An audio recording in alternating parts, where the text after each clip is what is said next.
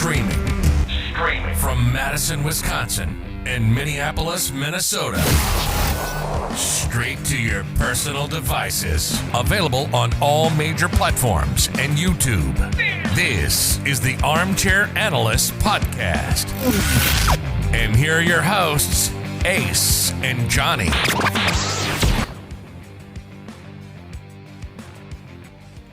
Welcome, one and all. We have yet another episode of the Armchair Analysts podcast.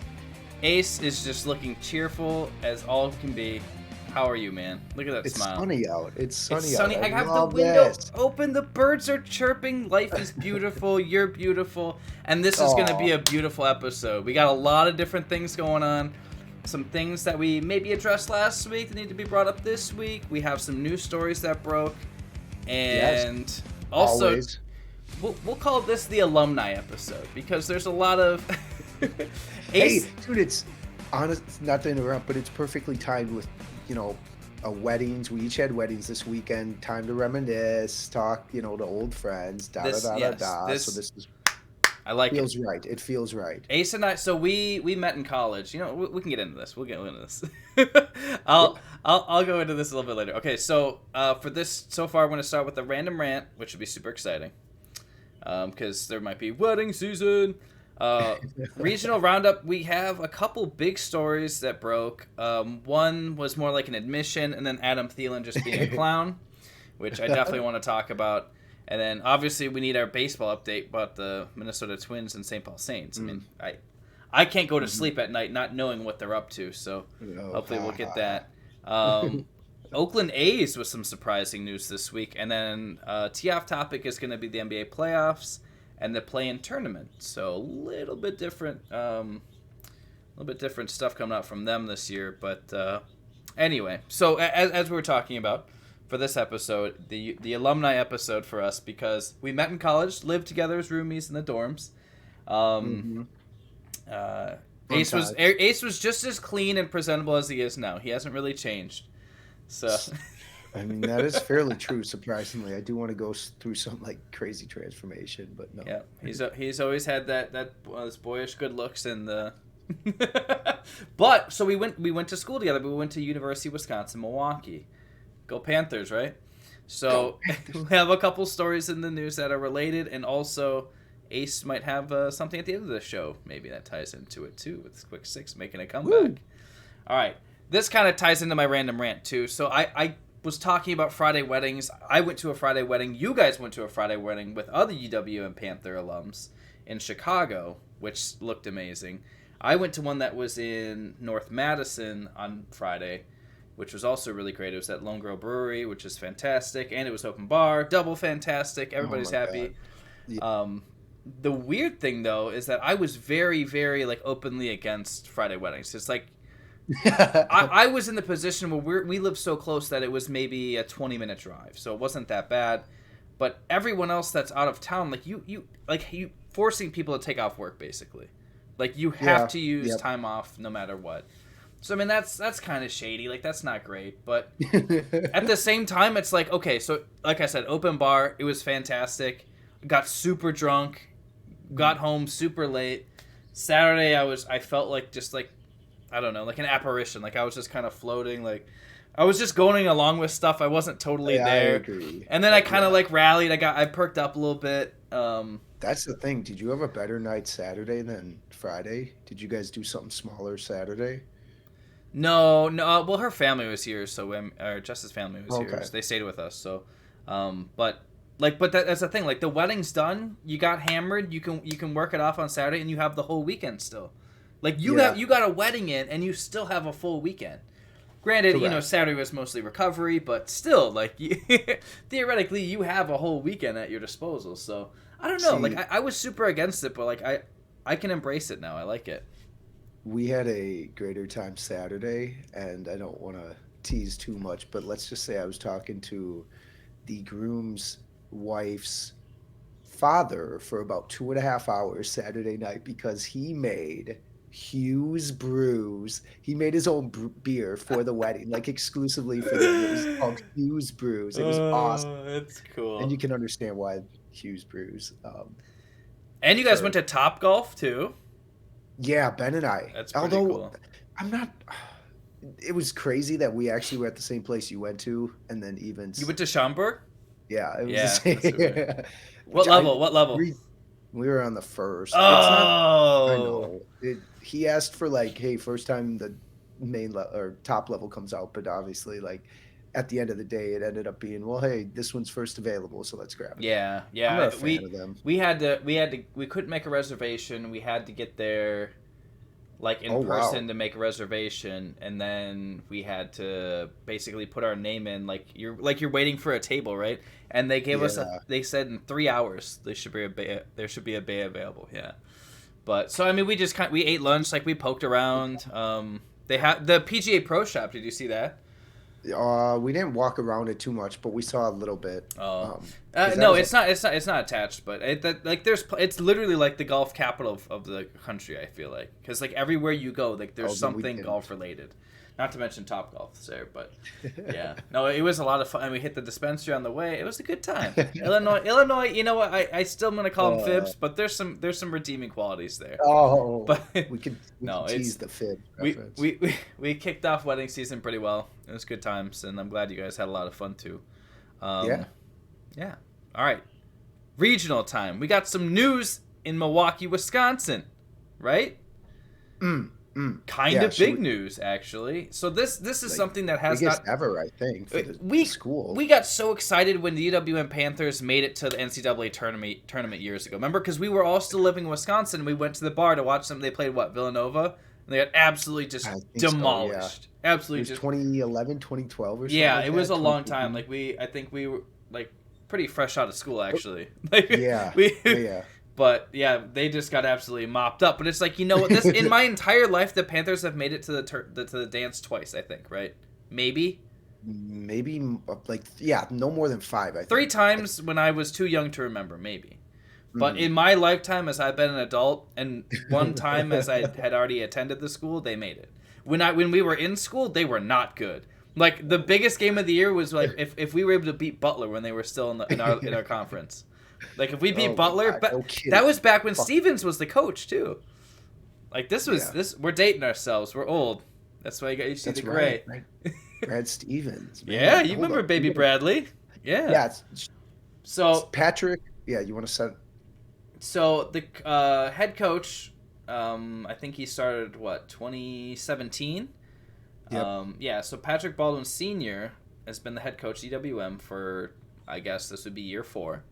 They haven't been amazing, and I believe they haven't had a winning season. But much like Graham Harrell, who was recruited by very highly touted schools in NCAA football, Patrick Baldwin Jr., his kid, could have committed to Georgetown, Duke, and I'm sure those are just the Kentucky. big names. Kentucky was even on there. Every basketball powerhouse wanted this kid. Badgers wanted him. He's ranked number 4 nationally in the country. And out of all of those places, he chose to go to where? UW. I cannot believe it. It's hard to even like. So he went to Sussex Hamilton. Do you know? You've heard of that school? I know where Sussex is. Yeah.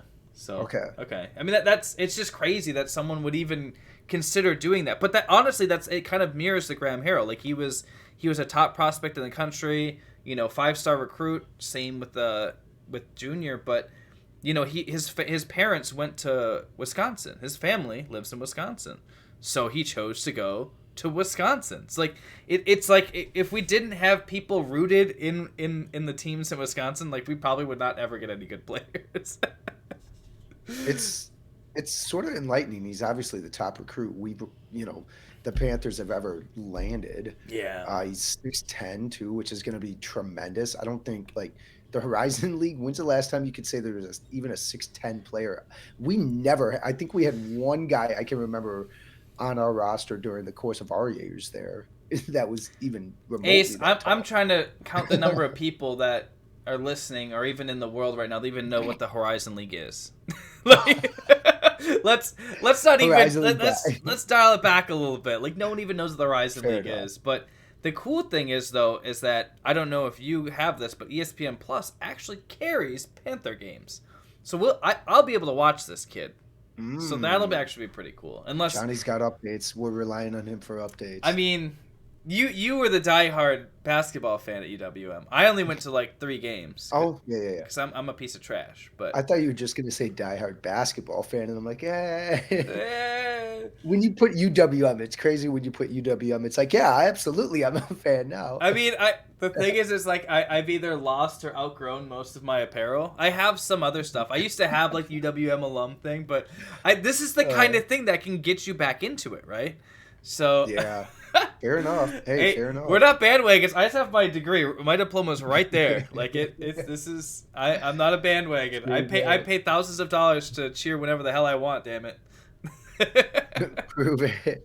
Yeah, no, Prove it. Actually, I got to bring my diploma up and put it on this wall behind me. So a couple other schools. So you said Kentucky, Michigan, Northwestern, North Carolina, like every powerhouse school, and then every mid-tier school, like we're just throwing offers at the kids. So the fact that he's coming here and he's gonna be able to play, he's 6'9", 190, like.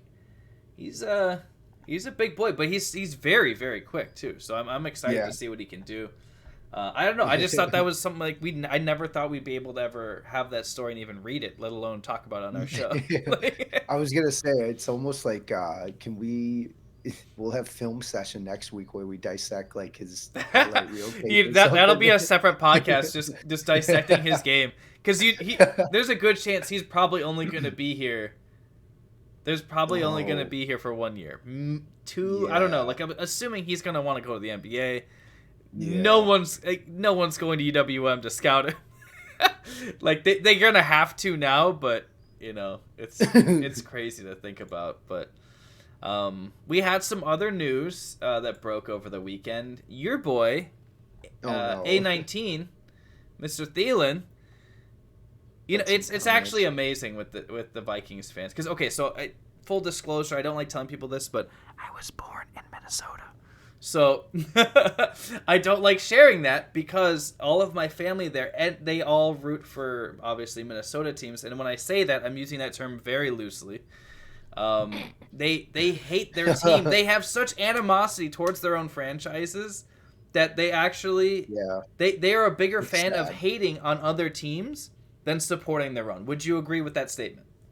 Yeah, which makes us not relevant in a way. It's not great, man. It's not a good look. But like that's all I've ever known. And either the fans aren't dedicated enough, they don't care enough, or like spend most of their time just picking on other teams because it's like, well, the Vikings are doing trash, so the Packers lost 1 game. Ha ha ha! You guys suck. Like it's really bad. It's really bad. Yeah. So this kind of just supports that argument. This supports that argument. But the fact that he did this on a weekend in the NFL offseason on a golf podcast, he brings this up and goes on this tear. Like, how much real estate do the Green Bay Packers have in Adam Thielen's head that he's bringing this up on a golf podcast in the offseason? Like, dude's... I don't really need to say anymore, really. I hope he doesn't finish his career here, or there, I should say, like a lot of Packers players flip on their team. I hope it's not the opposite, but could you imagine Rodgers playing with Thielen? The fans would boo him if he ever came to Green Bay. The fans would boo him. Like, no, like, yeah, okay. Don't get me wrong. The bleachers, nice guy, though. I know, and also he carried me through the fantasy playoffs in PPR numerous times. I kept him on my dynasty league and my keeper leagues. Ooh. Right? You draft him late round and he ended up being like top 5 wide receiver. Of course I'm going to keep him. But still, I will give him that the bleachers are tacky. I'm not a fan, but that's just the way it is. Like, that's the way it is. You guys play indoors. He doesn't get to sit the there. Lions play indoors. Why does he care? Exactly. Like, his ass is ever going to touch that bleacher. Like, exactly. Sure, it's not ideal, but, like, I don't care. Like, if it's cold out, my ass is going to be so bundled up. Although, to be fair, 1 year, I only wore 2 layers with my snow pants. I felt like my ass cheeks were frozen I'm not going to lie. I thought it was frozen in the middle. I thought I had frostbite. But then I just got more drunk, and it didn't matter. It doesn't matter. It's fine. Take a picture at halftime. It's just red like this cup. Just blood red. But I get that, but at the same time, it's like the Vikings have no history. You played at the Metrodome, which crashed in because of its own inadequacy. You guys played at the Gopher Stadium for 2 years while this dump was being built. And now this thing's been renovated. They've had to do multiple facelifts. They're doing a whole, Yeah, like it's terrible. Don't get me wrong. Like when it was first built, I'm like, I kind of want to go there. It looks really cool. It just came to my head. The reason they're doing a whole facelift or an exterior change on the outside is because so many birds were getting killed running into the reflective glass.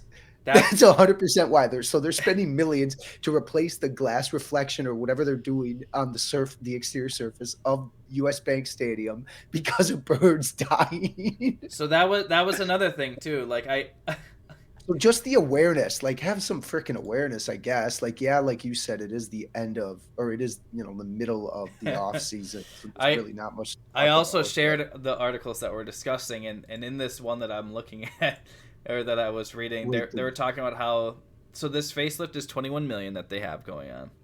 And they also, in the past, paid $300,000 to conduct a study on why birds are recklessly flying into the glass windows to die at an alarming rate.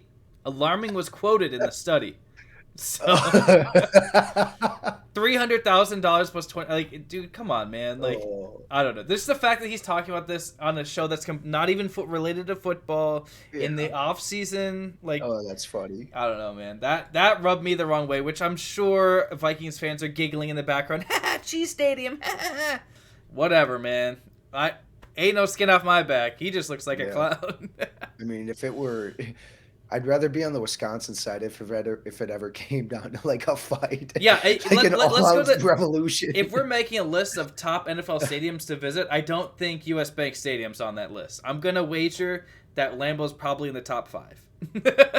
I mean, the outdoor appeal, yes, I think that's you have cool, the atrium, you have the Hall of Fame in there. The Vikings don't even have any players to put in the Hall of Fame. Maybe John Randall, Cunningham, maybe, but. They can't. Like, when I saw X Games set up inside US Bank Stadium, that was freaking cool.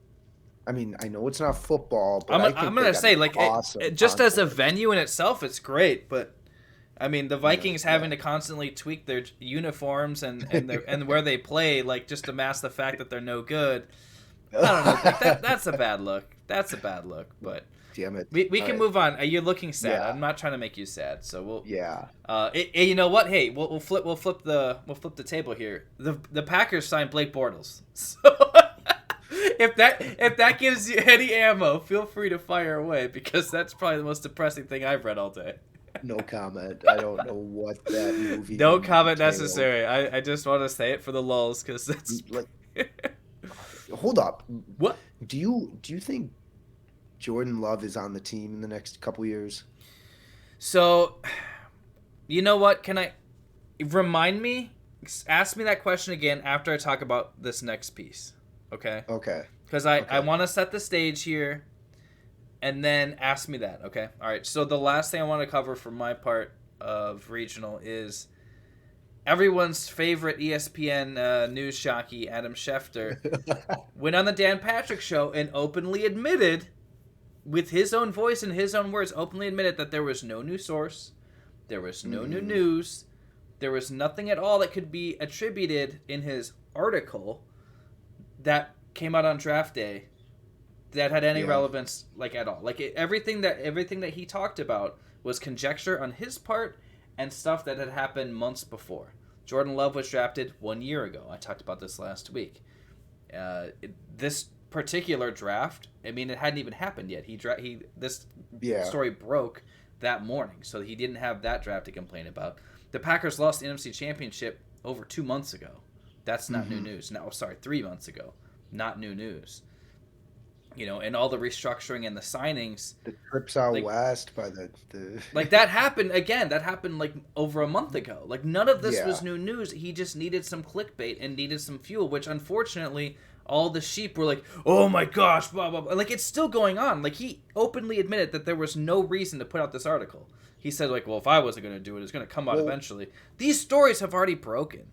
So, so kind of getting to what you were saying, if you look at Rodgers' contract, the Jordan Love thing really, the argument didn't really come into my head because it would be very difficult, if not impossible, for the Packers to deal Rodgers this year. His cap hit is huge, but there's a possible opt-out and trade clause that goes into effect after next year. Even without that, his cap hit is significantly reduced next year, meaning it's going to be a lot more manageable to deal him.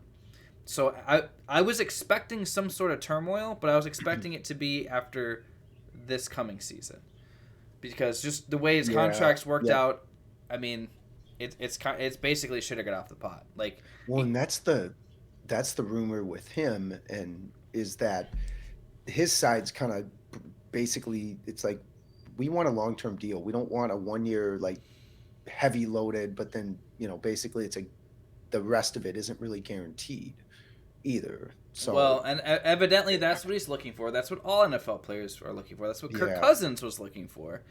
But I guess that's just not really. I don't know. People have been throwing a lot of hate. Like, I know the fake story kind of threw everyone in a tizzy fit and got their panties all ruffled and all that good stuff. And everyone's being an armchair analyst GM. Oh, that's the name of the show. Don't take it. Saying, like, I can't believe the Packers, their front office is so inept. It's like, dude, they've been a competitive team for almost 30 years, over 30 years now. Yeah. They've been in the playoffs like 26 of those years. They've won 2 Super Bowls. They've been to 7 NFC Championship games. Like, yep. You can make the argument that Aaron has every right to be upset. Sure, you can make that argument at the same time. Go fuck yourself. Like, this is not. They're planning for the future. They drafted Rodgers when Favre was still in the mix. Favre was still competing. Favre was still in the playoffs. Like, it literally has already happened, and you're still confused as to why they're doing it again. If someone's on the board and you think they have a chance at molding them into a franchise quarterback, as every GM would, you do that. Mm-hmm. At least, and the people are like, well, they traded up. It's like, the Bears traded up for Trubisky. They mortgaged their entire 2 seasons after for that. Yeah. Like, they didn't do that. Like, chill out.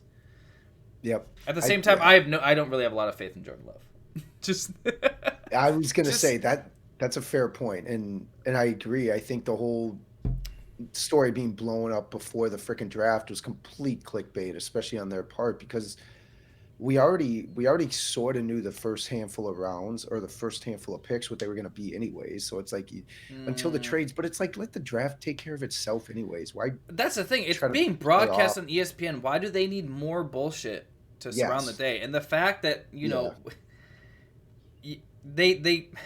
they made this argument, but they did it to themselves. Like, you feel bad for the rookies that got picked that day, right? Yeah. Like, you sincerely feel bad for them. So, like, I think a few people even said it too. Like, they've worked so hard and all this time, blah blah blah, and now it's like, well, Schefter. Yeah, and then Schefter just craps on the whole day for them and just makes it really like, so that, like, so obviously the panel talked about the pick before they made the pick, but when they picked up Stokes, like, the only thing that they were talking about was Rodgers.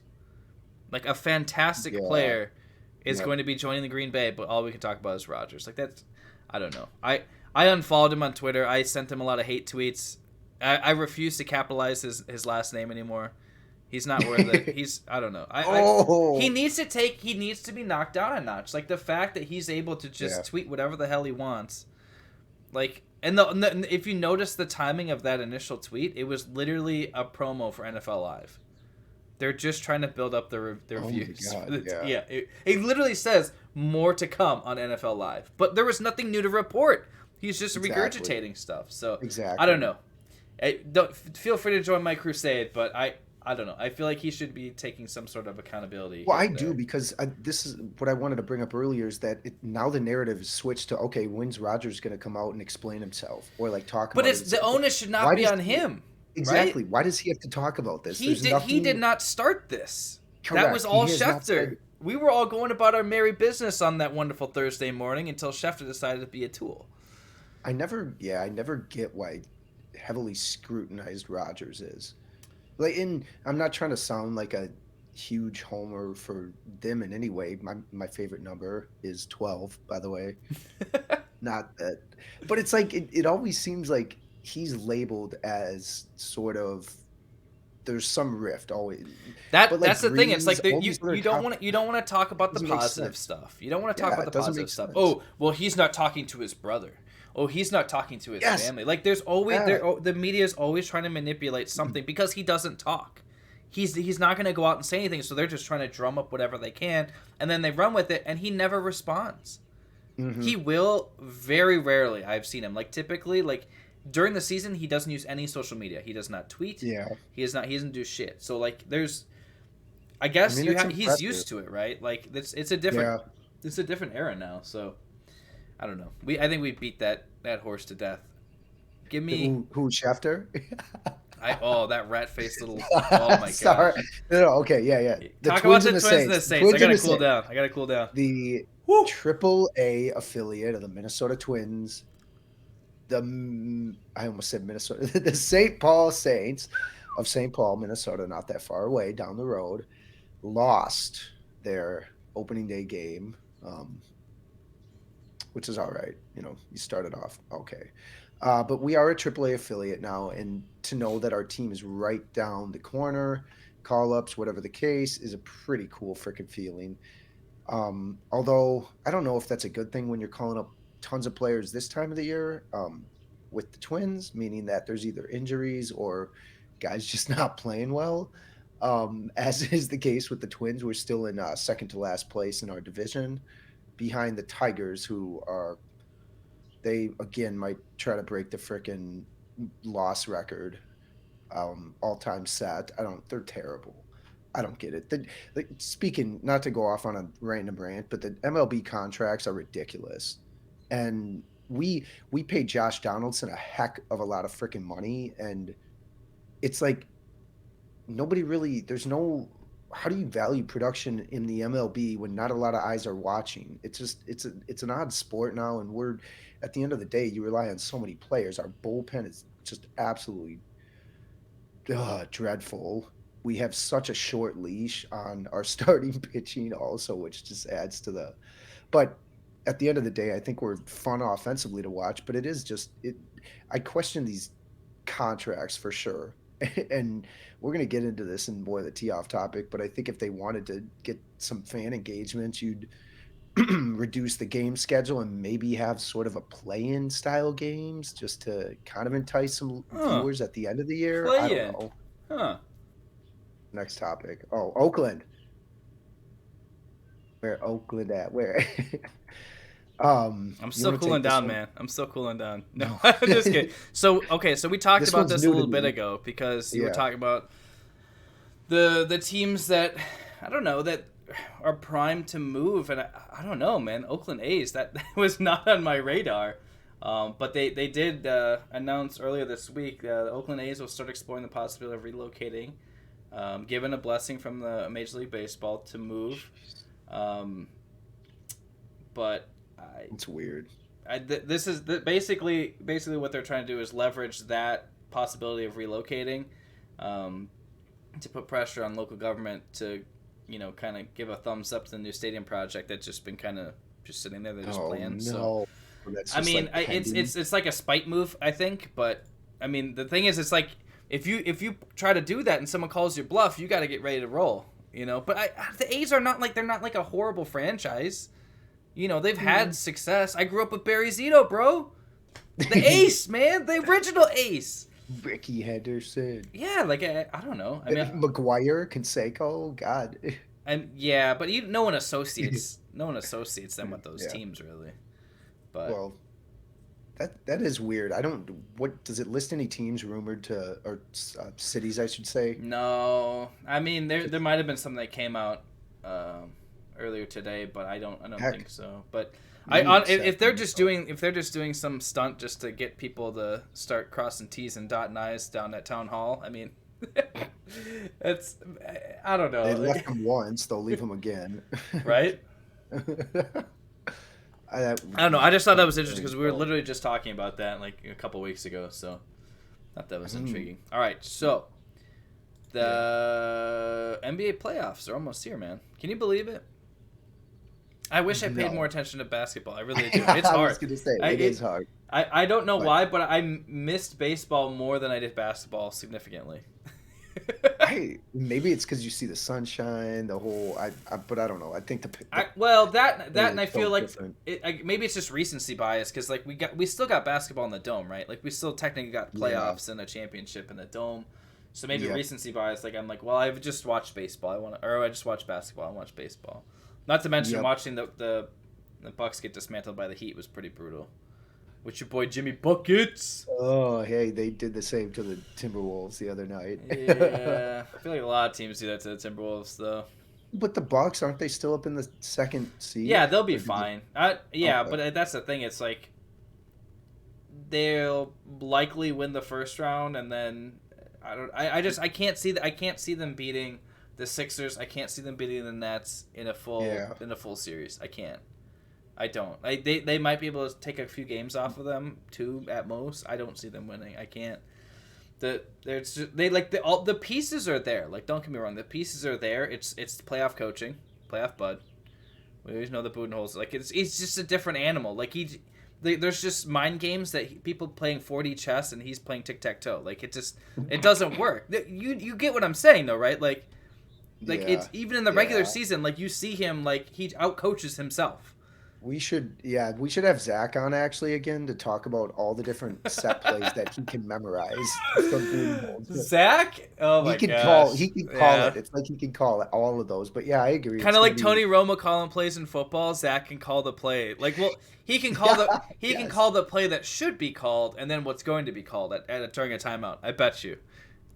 If you want to lose some money, I bet you he could do that with you. Right now, they are the 3 seed actually, and if they were to start today, they would be playing the. Oh no, how many teams are in the play-in? Is it because they play-in? Okay, so we can talk about that a little bit. So the play-in is something. So they're doing the shortened season. They're doing 72 games instead of 82, which seems incredibly arbitrary. But what they're doing is they're having 7th through 10th place, so 4 teams, and they're vying for the 7th and 8th seed basically. Which, in my opinion, I think we should do this regardless, because this is ultimately going to be more exciting, because it's like those fringe teams, like how many years has the Eastern Conference just been so garbage that some crappy team gets, it's like the NFC East, like, well, no one really wants to win the division, but some crappy team's going to get in, and it's like no one wants to watch that. Like if you have the play-in tournament, at least you have a chance of seeing a team that's like maybe they had like a really rough time after the All-Star break, but they were like the last month they've been on fire. Like, being able to watch them in the playoffs, like, they could run it, so... Couldn't you see... So, right now, they'd be picked to play the Knicks, then, because 3 versus 6. Yeah, which... That... Exactly. Like, it's like, they only have things to lose. Like, okay, Giannis got his contract. Okay, great. You made all the moves. You were able to get Drew Holiday. Fantastic. He's been great. And, you bring a bunch of vets onto the team for cheap, who are blossoming into nice role players. You give Patty C that fat contract. He comes up occasionally. The pieces. I agree with all the moves that they made. I just don't think that they haven't had enough time to really put it together. Like if this same roster was playing together next year, I would have much more confidence in them, because they're individually there's a lot of talent. There's a ton of talent on that roster.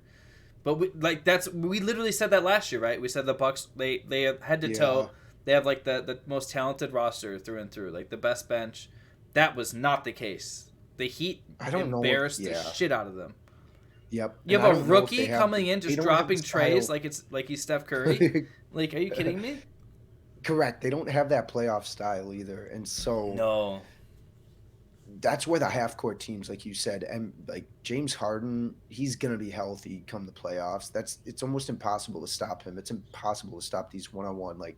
half court. When you need a bucket, you can go to, Durant, Kyrie, James, Embiid to some extent.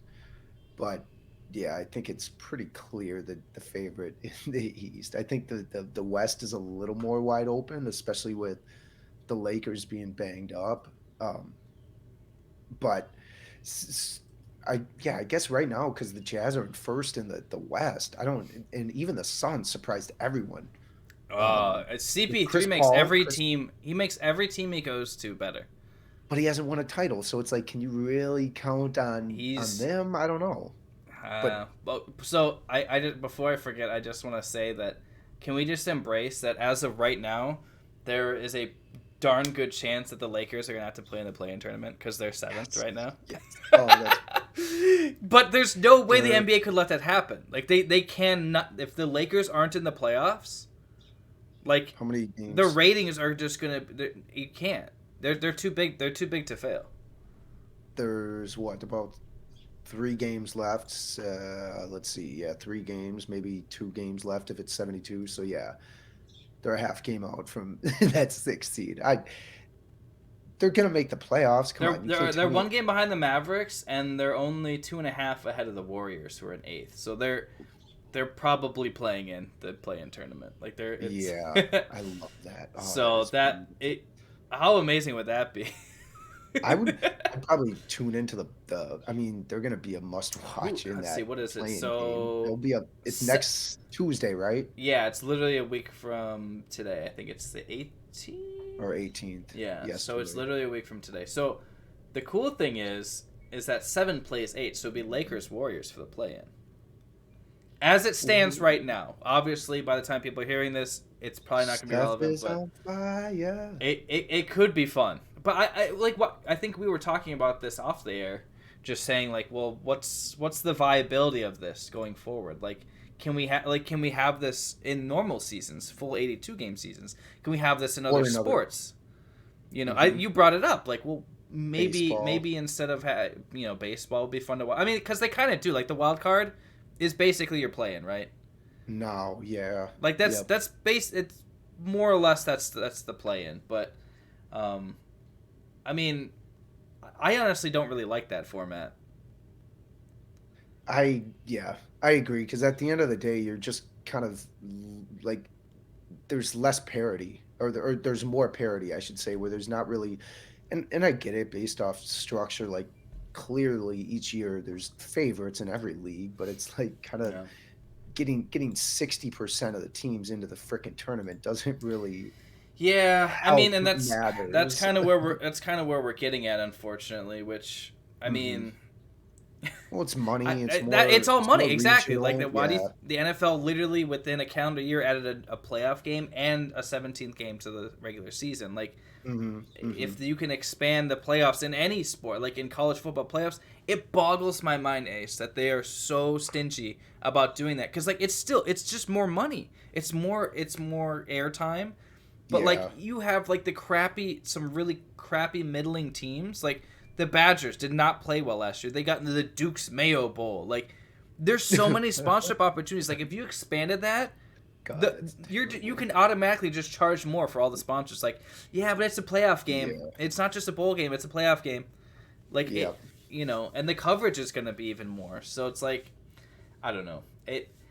I feel like eventually we're going to get to the point where making the playoffs is not going to be the benchmark that it once was.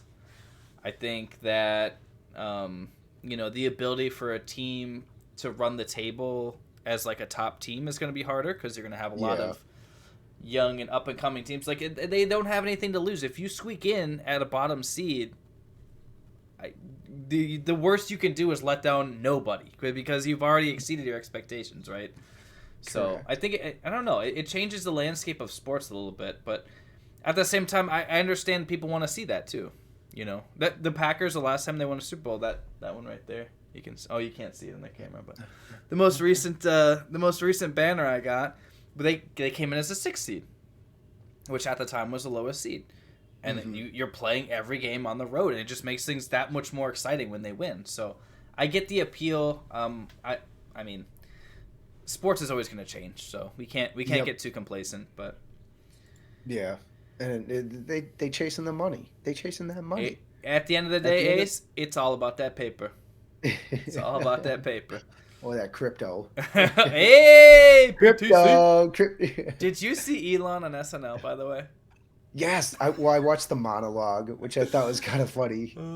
He brought out his mom for Mother's Day, which was very nice. Well, the whole cast did, so yeah, he did too.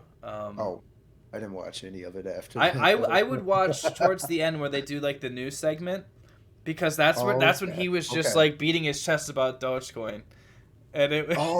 I knew it was coming. Sorry, this is really random, but I do I do want to say that I'm very surprised at how much I enjoyed Miley's musical act.